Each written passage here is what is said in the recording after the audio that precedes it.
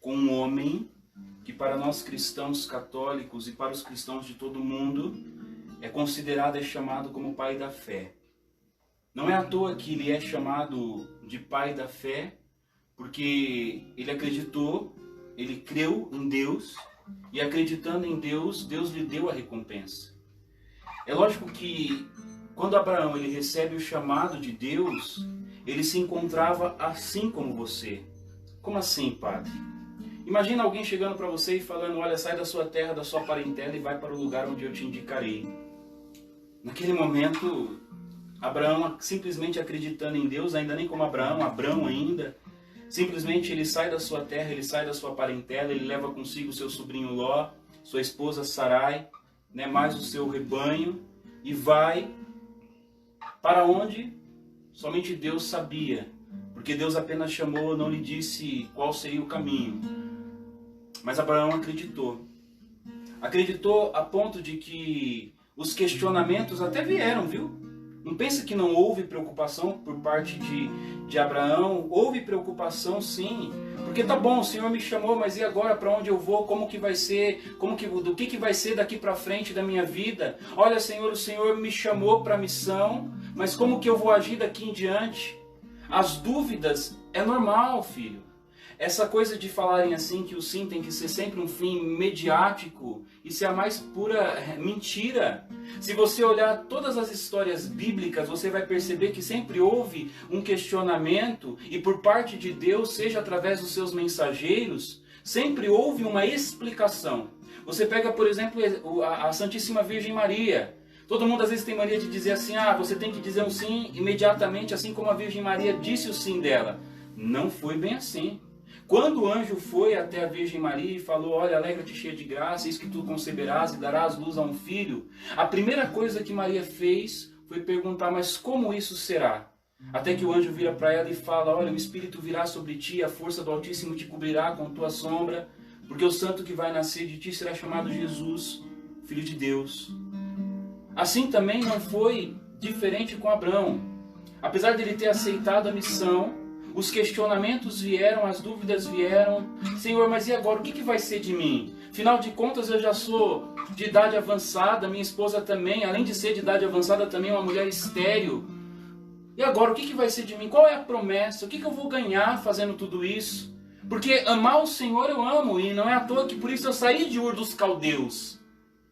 Simplesmente Deus chama a ele e fala: olha, primeiro que você não será mais Abrão, você vai ser Abraão. Vem para cá para fora. Olha para essas estrelas do céu. Veja se você é capaz de contar essas estrelas, porque tamanha será a tua descendência. Não fique preocupado. Falar de descendência, naquela época, tanto descendência quanto também terra, era sinônimo de bênção. E isso Deus concedeu a Abraão, mas porque ele acreditou, porque ele creu, por isso que ele conseguiu, por isso que ele alcançou tudo aquilo que Deus havia prometido a ele. E se nós olharmos na primeira leitura ainda, ele fala assim: olha, eu estabelecerei a minha aliança entre mim e ti e os teus descendentes para sempre, uma aliança eterna, para que eu seja o teu Deus e o Deus dos teus descendentes. Abraão acreditou. Se você olhar toda a história de Abraão, você vai perceber que a crença dele, a fé que ele teve, foi uma fé inabalável, a ponto de que as promessas de Deus foram cumpridas. Prometeu para ele uma descendência, prometeu para ele um filho que viria dele, de Sarai. Esse filho veio, Isaque. E depois que esse menino veio, a fé de Abraão é tamanha que quando Deus chega para ele e fala assim: filho, cadê seu filho Isaque? Aquele menino que o Senhor me deu está lá, grande, sapeca. Olha, obrigado, Senhor, o Senhor não falha nas suas promessas. Está feliz com ele? Estou. Então agora pega esse teu menino e leva para mim lá no monte, e você vai oferecer ele para mim em sacrifício. Eu tenho certeza que se fosse você sairia correndo. Você tentaria esconder seu filho. Aposto que você faria isso. Mas aqui nós não estamos falando de qualquer pessoa, não. Nós estamos falando de um homem que é considerado para nós cristãos como pai da fé. Mesmo com o coração dilacerado, mesmo com o coração contrito, mesmo sabendo que toda aquela esperança que ele tinha em Deus estava por acabar, porque o quanto que ele não esperou por esse menino, o quanto que ele não esperou por esse filho, mesmo assim ele foi até o monte com o coração partido. Eu fico imaginando, olha, na cabeça desse pobre padre eu fico imaginando a cena, um pai querendo sacrificar o próprio filho, porque Deus pediu. E naquele momento, Abraão ele pega o cutelo, ele pega aquela faca, ele levanta, e na hora que ele levanta aquela faca, eis que surge uma voz e fala: não, não ouseis tocar nesse menino. Eu fico imaginando o alívio do coração daquele homem de fé. Mas se vocês analisarem até a subida dele no monte, já mostra que é um homem de fé, porque quando o menino vira para ele e fala assim: pai, a lenha está aqui, cadê o animal que será sacrificado? A resposta de Abraão é única: Deus proverá. Por isso eu quero dizer para você que está aí desolado dentro da sua casa, preocupado com pandemia, pelo amor de Deus, preocupado com pandemia. Precaução é uma coisa, preocupação é outra. Entendeu? Precaução, a questão de higiene, de ter que lavar a mão, de ter que usar álcool em gel, né, de ter que pegar sua mão preta e deixar ela branca agora, isso é normal. O que eu estou dizendo para você é que você não pode se isolar. Uma coisa é você estar junto com a sua família, tomando todas as precauções, e outra coisa é você querer se fechar no seu mundinho, deitando na sua cama, esperando o mundo acabar. Não faça isso. Existe um Deus que vos ama, e ainda que a morte bata na sua porta, para nós a morte ela não é a palavra final. Jesus ele é a verdade, Jesus ele é a vida. Ele veio para nos dar a vida. Tanto que ele começa num diálogo aqui com os judeus, ele dizendo já aos judeus no Evangelho: em verdade eu vos digo, se alguém guarda a minha palavra, jamais verá a morte. Falar de morte para judeu.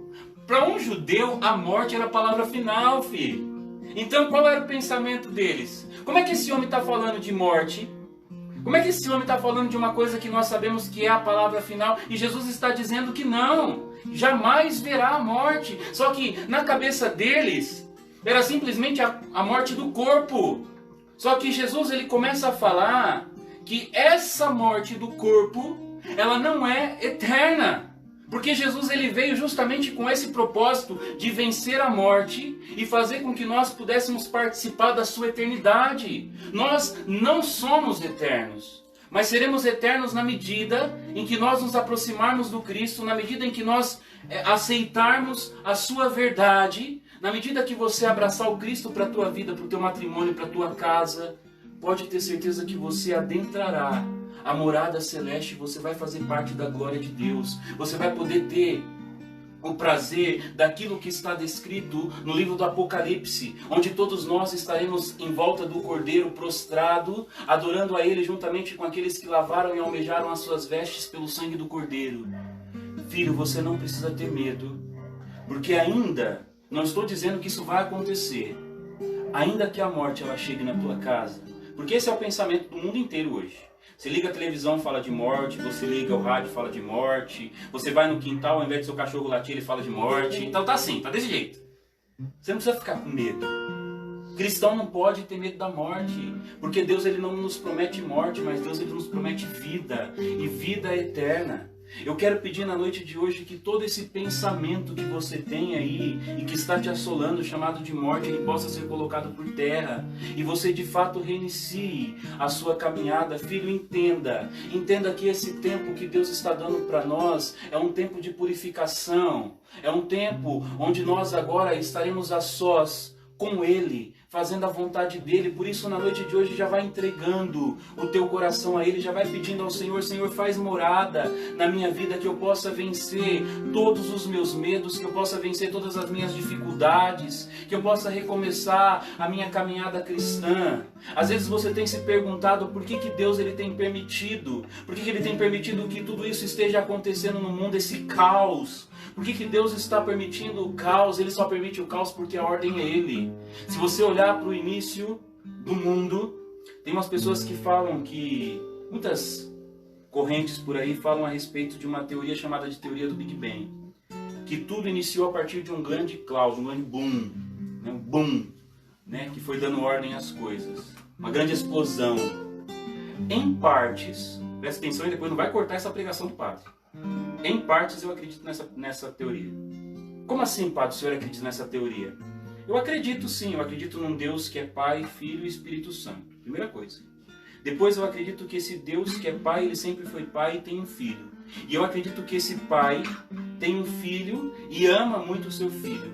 Onde esse Filho é amado pelo Pai. Numa relação onde o Pai é o amante e o Filho é o amado. Mas como eu estou dizendo de uma relação trinitária, o Pai é o amante, o Filho é o amado e o Espírito Santo só pode ser amor.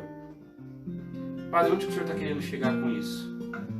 Esse amor que está na Santíssima Trindade, Pai, Filho e Espírito Santo, explodiu.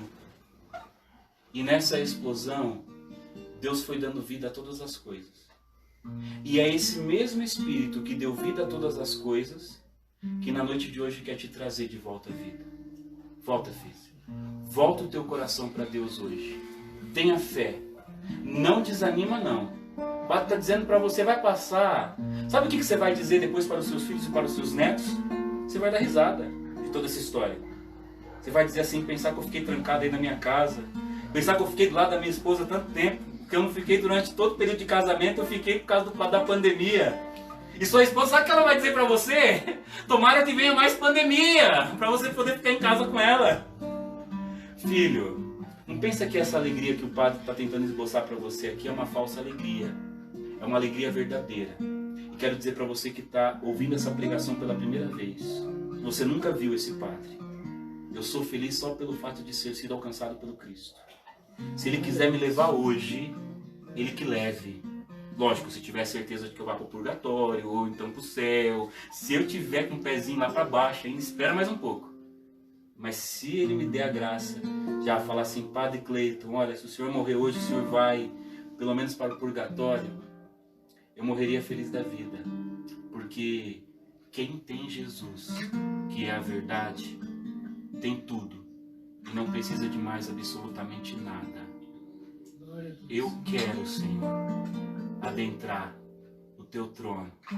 Me leva, Senhor, e leva também a todos esses que estão ouvindo essa pregação à sala do teu trono. Nós queremos dizer que o Senhor é lindo, que o Senhor é maravilhoso e que não há outro igual a ti. Nós queremos proclamar na noite de hoje que ainda que a tristeza queira adentrar a nossa casa, aqui não tem lugar para ela. As nossas portas e as nossas janelas estão abertas, simplesmente para que o teu Espírito entre, para que o teu Espírito adentre o nosso coração e faça do nosso coração a vossa morada. Porque nós não somos um derrotado, mas nós somos vitorioso pelo sangue do Cordeiro que nos lavou, que nos remiu. Nós somos vitoriosos no nome daquele que é santo, daquele que é justo, daquele que é o soberano, daquele que é o princípio e o fim, aquele que diz no Evangelho de hoje, antes que Moisés existisse, eu sou. Porque ele é a verdade, ele é a vida, ele é o caminho. Quem segue a ele jamais andará nas trevas. Quem caminha com Jesus jamais sairá decepcionado. Ele é o nosso refúgio, Ele é a nossa fortaleza. Ele é capaz, filho, de te tirar agora de cima dessa cama, da onde você está aí cabisbaixo, triste, com o coração contrito. Ele é capaz de levantar aquela mulher que está no hospital, que você está rezando por ela agora. Ele é capaz de remover aquela enfermidade que você tem rezado, que você tem pedido.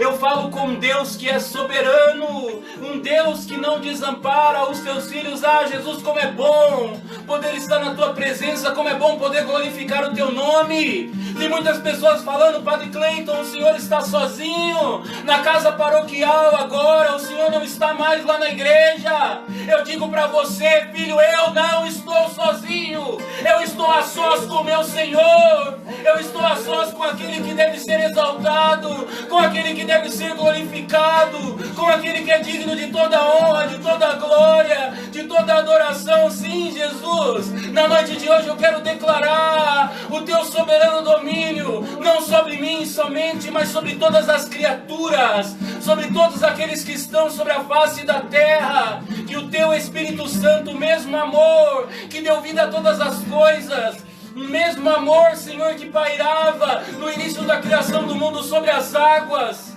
que esse amor agora possa resplandecer sobre nós. Nós precisamos de Ti, Jesus. Derrama a Tua graça, derrama o Teu amor sobre nós, Jesus. Precisamos de Ti, Jesus, na noite de hoje.